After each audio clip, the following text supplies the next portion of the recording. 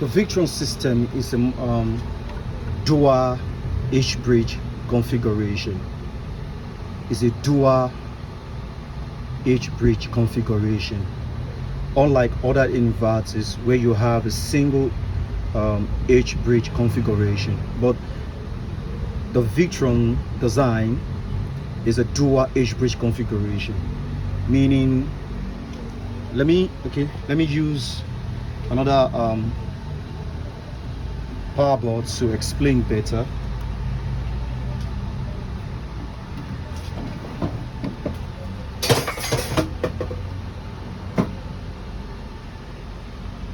Okay, so I need you to take a look at this. Okay, this is the MOSFET board, the power board, something a similar one, which is another one here. So what I'm saying in essence is, in a victron system, this is a single line from here down is one H-bridge system. Right from the right hand here down is another H-bridge system. So it is being sandwiched. It is sandwiched and driven by two H-bridge driver driver MOSFET board. From here, one of this card, you have a two. You can see the left and the right. You have one of this card. One is actually working for the full bridge here. The another one was also working for a full bridge here. So meaning the two were cascaded and being synchronized from the main control card. So the IC that is used is the full bridge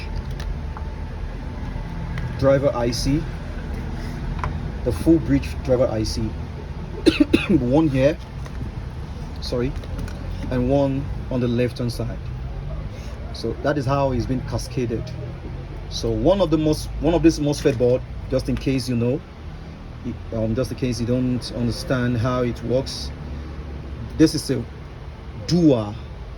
It's a dual H-bridge configuration. It's a dual H-bridge configuration. So it looks small, but it is being synchronized. It's being cascaded for high capacity. So I think so. I will explain in details in the next video how we are going to work on the board, because from what is happening here, why you are having that humming is because half of the channel is working and half of the channel is not working. So that actually you have a sign of wave that is not actually balanced from the transformer. You have a distortion coming. Actually, there's a limit to THDI, but this time around is above the limits. So what is going on is because this transformer is not having a pure signal to operate. So we're going to work on that, and once that is done, I'm going to show you on the next video. I'm going to show you how that is being rectified, what are the troubleshooting, the guides, the repairs, and what are the stage to stage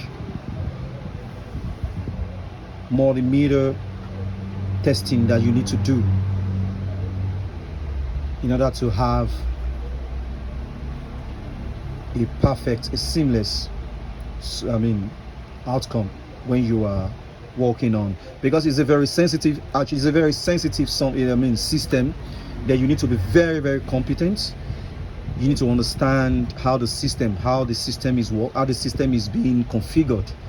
You know, there's a lot you need to know about Victron. You know, Victron supports multiple cascading and a lot of things you can do from aside from this hardware repairs, a lot of things you can do from this control, from this, a lot you can do, a lot you need to know. You need to know monitoring, you need to know about the system, being configured for offline, online, and a lot.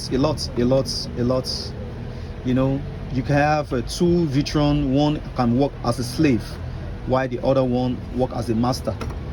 So that involves another training that we are going to guide you stage by stage.